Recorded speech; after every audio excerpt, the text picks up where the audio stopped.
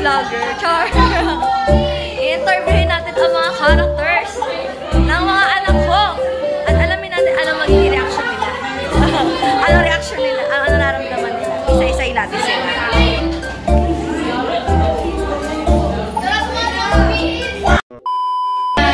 Okay, interview na tayo. Hi! What's your role? You're the sir. Papatingin ako ng outfit. Wala lagyan natin ito sa vlog. Wow. Ano masasabi mo? Are you excited? Are you excited? What is your feeling right now?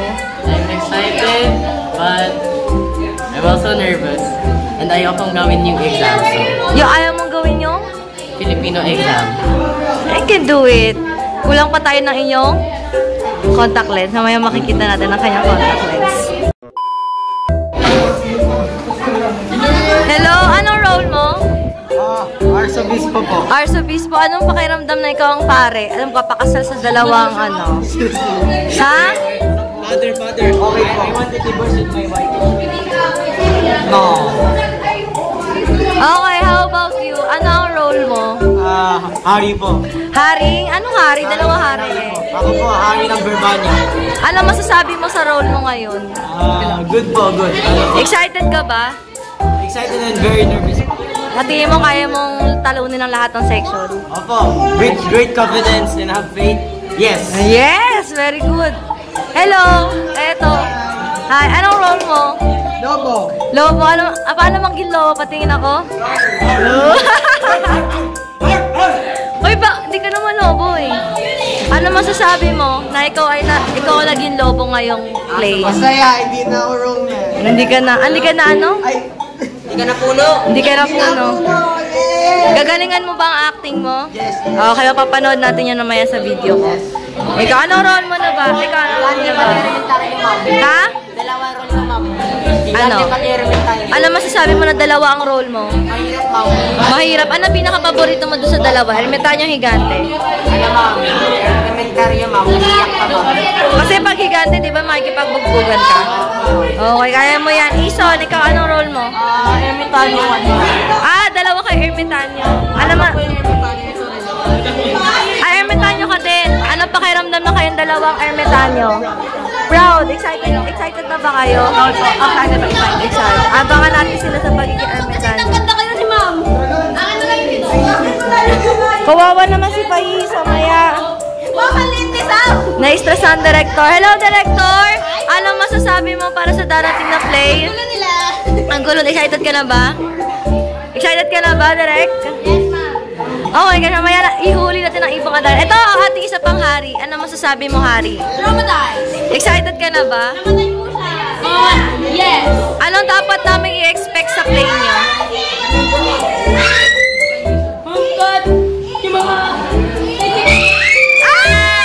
Ito na, tatlong prinsipe ng hari. Kahari ang Berbanya.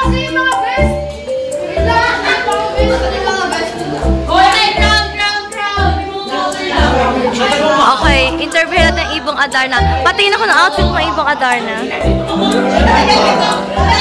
Ano masasabi mo, Ibong Adarna? I really appreciate it because nakapag-banding kami ng mga classmates ko. And medyo may frustrated and maraming exam din. Maraming nagkakagalitan, maraming hindi naman nakakasunod. Pero at least na-enjoy ko dahil nga nag-banding kami lahat. Excited ka na ba? Excited! Ready na Ibong Adarna! Yes! Ito ang ating mga prinsesa. Hello! Ating manggagamot! Modern scientist siya ng panahon ng karya. Ano masasabi mong gagamot? Excited ka na ba? Ang init po. Ha? Ang init po. Ang init. Ang ating prinsesa. Anong role mo? Sino ka ba ng prinsesa ka? Ikaw unang babaeng minahal ni... Ano masasabi mo na may kabit ang iyong prinsipe? Ma'am, babayaran na ako. Excited ka na ba? Yes, na kinakabahan ko. Okay, very good. Kaya niya yan.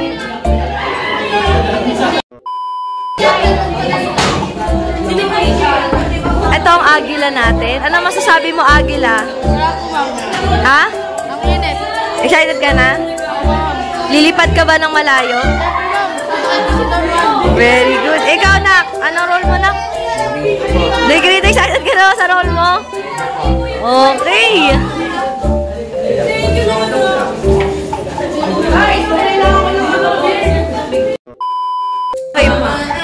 Okay, maliban sa mga uma-acting, kailangan din natin interviewin yung mga masisipag na ating mga propsmen and mga makeup artists. Tulad niya, meron siyang isang role pero isa ka ring makeover at isa rin siyang makeover at propsmen.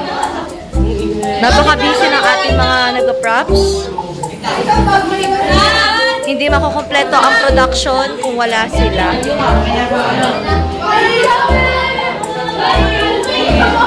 Napakasipag ng ating director. Pati na rin ang ating assistant director. Siyempre, kailangan din natin interviewin. Ano masasabi mo, assistant director, sa nangyayari ngayon? Okay, ano i-expect namin sa play nyo? Gusto ko yun. One word. Pero may meaning. Wow! Grabe! Ang ating mga props. Ay, meron pa tayong isang propsman na hindi na namin videohan. Ayan.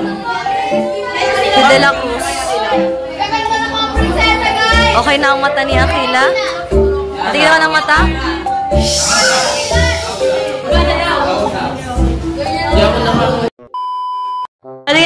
Patingin ako ano nangyari. Costume malfunction. Nasira siya. Ang dami nangyayari ngayong araw. Sa vlog na to, feeling ko abutin ng isang oras. Ang dami nangyayari. Iba-vlog din mo yung ibong adana. Iba-vlog ko yun. So baka ang aking next video ay yung performance nila. Busy na busy?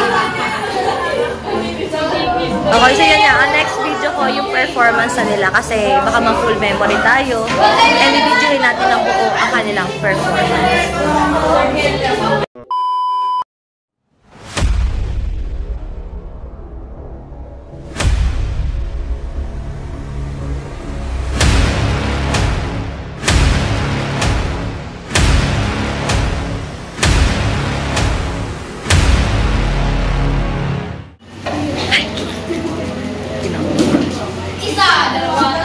Pagsubok sa mikropono.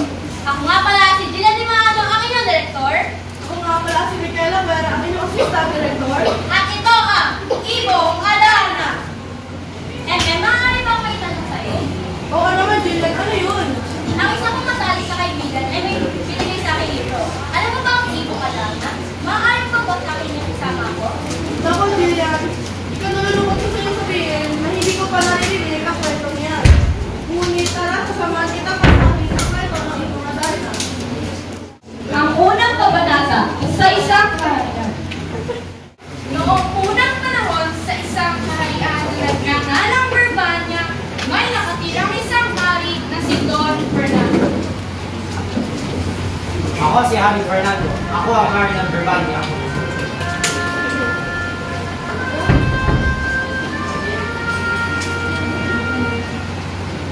Kasama ang kanyang pinakamamahal na asawa na si Reyna Valeriana. Ako naman si Rita Valeriana, ang asawa ng pinakamamahal kong si Hari Fernando. Ang mag-asawa ay masaya sa pagkakaroon ng tatlong magmahal at responsableng mga anak. Ang mga prinsipeng ito ay sina Ako si Don Pedro, pinakamatigas, matatag at mabait na prinsipe ng Berbanya. Ako naman si Don Diego. Mas matikas sa isa dyan, mapagmahal at matalino. Ako naman si Don Juan, ang pinakamapagmatsyada at masipag. Walang makakatalo sa akin kasi nakagwampuhan. ang tanungin ng hari ang tatlong mga prinsipe kung ano ang gusto nila at magpari o maghawak ng kaharian. Ang tugon nilang tatlo ay Ma, nais naming maglingkod sa ating bayan. ikinutuwa yun ng hari at singali ang mga anak sa hawak ng senado. Siyempre, Nagkaunlad, masaya at tahimik ang pamumuno ni Don Fernando kasama ng kanyang pamilya sa buong Berbanya.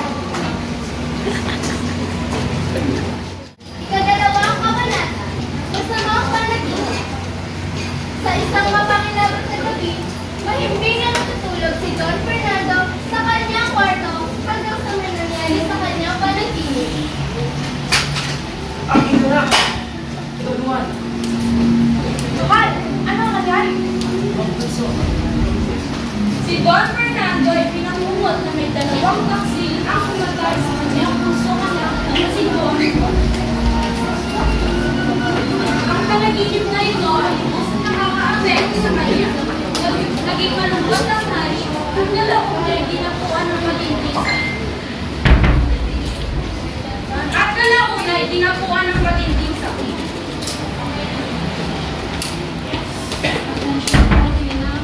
Ngunit hindi na rin natupay kung anong sakit ang sumakot sa bali. Bilang doktor at mga mediko na ang pumunta sa kanilang kaharian, pumatignan si Don Fernando. Ngunit, ni isa sa kanila ay hindi malaman kung anong sakit ng hari. Hanggang sa isang manggagamot ang nagsabi na isang ibon ang awit ng ibong Adarna ang makakapagpagaling sa hari. Nakakapin nila. Kailangan niyong pumunta sa bundok Tabor. Dahil doon matatagpuan ng ibon. Pagalingan mo ako kapag nakakapindan niya ang awit ng ibon. Tatlong kabanata, ang pakikipagsapalaran ni Don Pedro. Pagkatapos sabihin ng manggagamot na ang ibong Adarna lamang ang tanging makakapagpagaling kay Haring Fernando, ay agad na sinabihan ng hari ang kanyang pangalan na anak.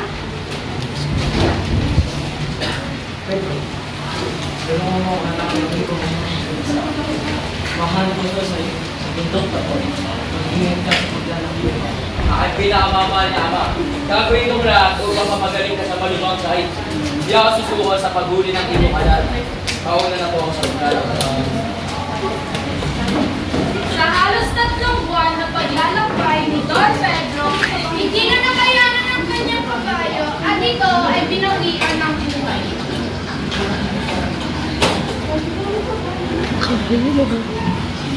Ngunit hindi sumuko si Don Pedro at patuloy na naglakbay pagsumpa sa bundok. Bilang namatay ng aking kabayo, hindi yan na naadlan sa prinsipe na ito. Nakalipas ng 3 buwan, namatay ang kabayo ng pangalan.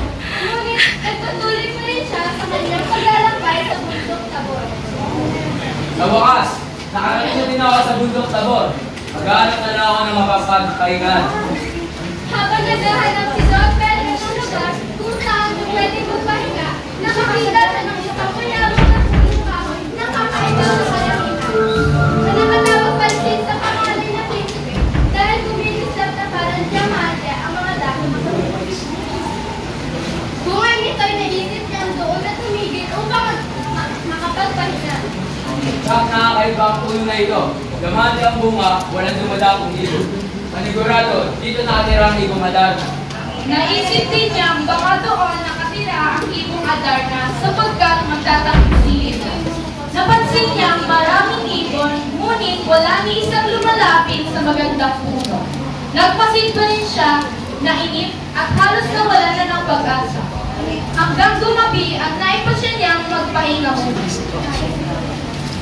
Dumating ang ibong Adarna nang mahimping na natutulog si Don Pedro. Umawit ito ng 7 pesos habang nagpapalit ng anyo at kulay ang magandang batibo sa bawat awit. Pagsikat sa silanganan, ang aking alam sa libot ko lamang, ang gusto mapalang. Kawalan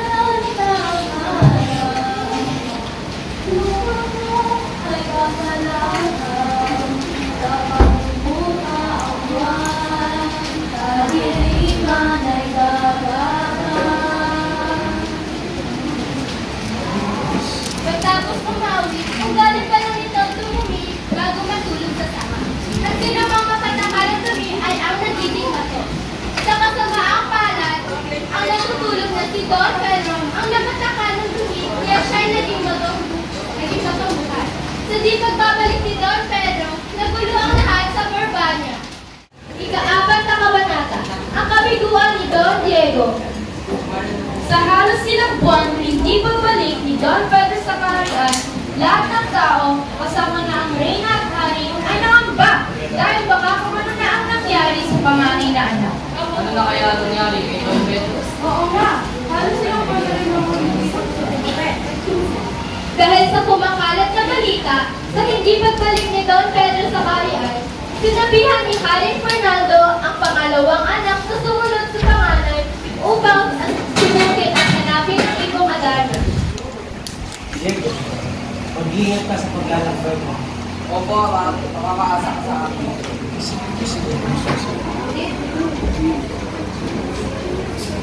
Agad na rin umalis ang prinsipe. Bago niya narating ang bundok Tabor, naranasan ni Don Diego ang matinding hirap sa pagtaas sa parak, gubat, bundok at ilog. Namatay ang kanyang kabayo pagkaraan ng 5 buwan, kaya naglakad na lamang siya. At katulad ni Don Pedro, nakita na mangaat na angkit siya sa kumikislap na puno ng Piedras Plazas. Talagang nakakamanga ang pulong ito. Talagang nakakamanga ang kagadaan ng pulong ito. Ngunit, bakit ayaw ng mga ibon dito? Noong gabi, nagpahinga sa bato nakita roon. Noong dumating ang ibong Adarna at tumabot sa Piedras Plazas, naisip ni Don Diego na papangamamat sa kanya ito. Ngunit nang umawi ay ito napakalambing.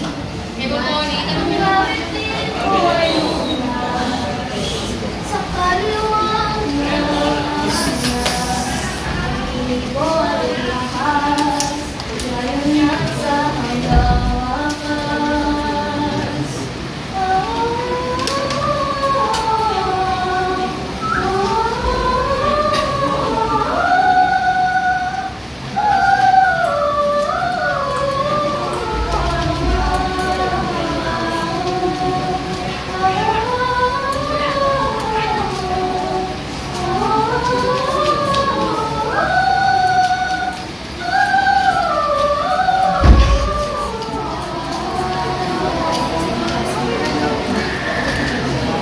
Ngunit ang umawi nito na ito ay napakalambing, hindi napigilan ng prinsipe ang antok at tuluyong nakatulog.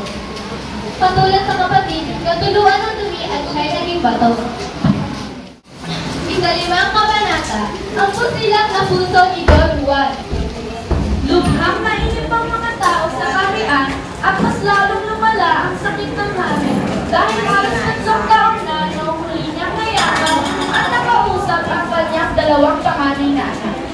Ayaw na rin niya utusan ang bunso niyang anak na si Don Juan dahil sa pangangamba na baka ay hindi rin ito makabalik sa kaharian. Ngunit, hindi mapakali ang bunsong anak ng hari kaya't humingi siya ng pahintulot sa kanyang ama na makaalis.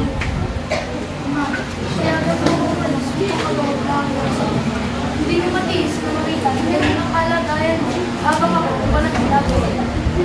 Sinabi niya sa hari na kung hindi raw siya papayagan nito, ay mapipilitan siyang umalis ng paligid. Dahil doon, ay pinayagan siya ng kanyang ama at sinabihan na lamang nito na inaga ng kanyang sarili. Naglakbay ang prinsipe na baon ng 5 tinapay lamang. Hindi na siya nagdalaban ng kabayo kaya sobrang hirap at gutom ang kanyang tingin. Tanging panalangin ang naging paglugar niya sa paglalakbay. Panginoong Diyos, iyon na po ang bakalan sa akin. 4 buwan niyang pinagtas ang parang at kabunduhan. 1 beses lang siya kumakain kada buwan dahil 5 tinapay lamang ang kanyang baon. May natagpuan naman siyang matanda na leproso na hinihingi ang anumang baon na mayroon ang bunsong prinsipe. So, kung mabibigay po ba kayo kahit ng pagkain dyan? Kung nagutom na po kasi ako. Ayos na ba kayo? Ito, kainin nyo kung namakasda at hindi ka magutan. Maraming salamat po. Ngunit, ano ang bakit mo sa lugar na ito? Ang ibong adal, ang ama ko ay may malungkang sakit. Sabi ng magdalaman ay ang ibong adal na lamang po ang makapagpagaling sa kanya. Ang ibang Adarna, pag ilan ka ang mabait na Ginoo, huwag kang matay sa ganda ng isang puto. May matatakpan kang bayan siyang magtulong sa inyo sa iyo. Nang malaman ito ng matanda, pinag-ingit niya ng gusto ang bunsong prinsipe na huwag magdadaya sa ganda ng isang punong makikita upang hindi ito maging bato. Pinapunta rin niya ang prinsipe sa isang matanda na umano'y magtuturo sa kanya na gagawin ng Adarna. Gusto rin ng matanda na ibalik ang tinapay na hiningi kay Don Juan, ngunit mabilis na tumanggi si Don Juan at umalis na ito. Ika-6 na kabanata, mga tagubilin ng ermitanyo. Pagkalipas ng ilang oras ay nakita na rin ni Don Juan ang bahay na sinasabi ng matanda. Masaya siyang sinalubong ng isang ermitanyo at laking gulat niya nang makita sa mesa ang tinapay na lamang. Naisip niya tuloy na si Jesu Cristo ang ermitano. Huwag ka mag-aalala. Susunod kita sa nakita ang ibang altar na. Ang pinkamalaga importanteng bagay na dapat mong malaman ay kung ano ang gagawin mo upang malabanan ang nakakabigay sa akin. Itinuro nito kung saan makikita ang ibong Adarna. Ano ang mangyayari kapag umaawit na ito? Pinigyan pa nito ang influence ng nabaha at 7 hinog na dayang na gagamitin sa paghiwa at pagpiga sa palad upang hindi makatulog habang malambing na umaawit ang Adarna. Isa rin gintong pintas ang ibinigay nito sa binata upang maitali sa mga huli at mag-aalpas na ibon. Ito gamitin mo lahat yan. Tubos na makatulong sa iyo ang mga gamit na ito sa pag-huli sa ito. Salamat po ng marami. Paalam. Ikapitong kabanata, pagkahuli sa ibong Adarna. Matagumpay na nakarating si Don Juan kung saan napaparoon ang ibong Adarna. Napahaman siya ng lupos sa pagpapalit ng anyo at gulay nito. At kung hindi niya sinugatan at nilagyan ng dayap ang kanyang palad, nakatulog na sana siya sa awit ng ibon. Kanya rin naiwasan ang dumi at inakyat ang puno ng Piedras Blancas at matibay na iginapos ng himnong sintas ang ibong Adarna.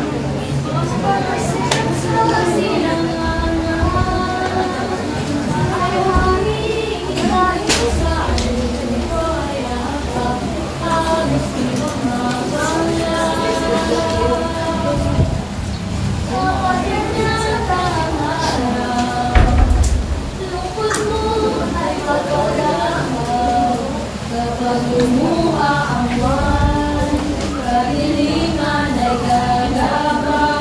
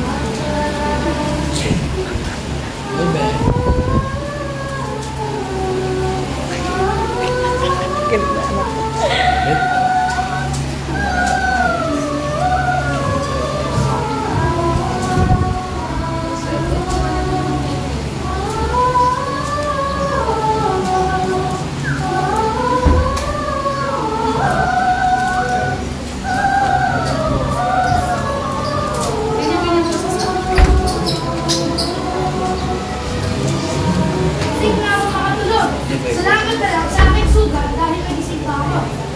Sa oras, kahuli na rin kita. O aking Panginoon, salamat sa pagtulong at paggabay sa akin. Tayin mo ako sa palasyo at gagalit na rin. Bumalik sa ermitanyo ang prinsipe. Dala-dala ang ibong Adarna. Inilagay ng matanda sa kaula ang ibong Adarna at ipinakuha ang isang bangat at pinasalong ni Tumi ang bunsong prinsipe upang magabot ang nakakatandang kapatid. Huwag ko yung tatalikod. Talikod sa bilang ng mga tatanda. Ito sa dalawang kapatid upang makakalimutan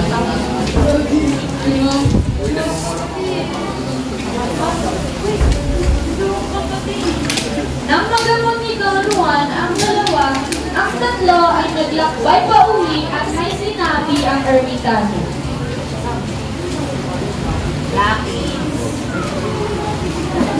Lagi dapat kayong magkakasundo at huwag niyong paktan sila ng isa't isa.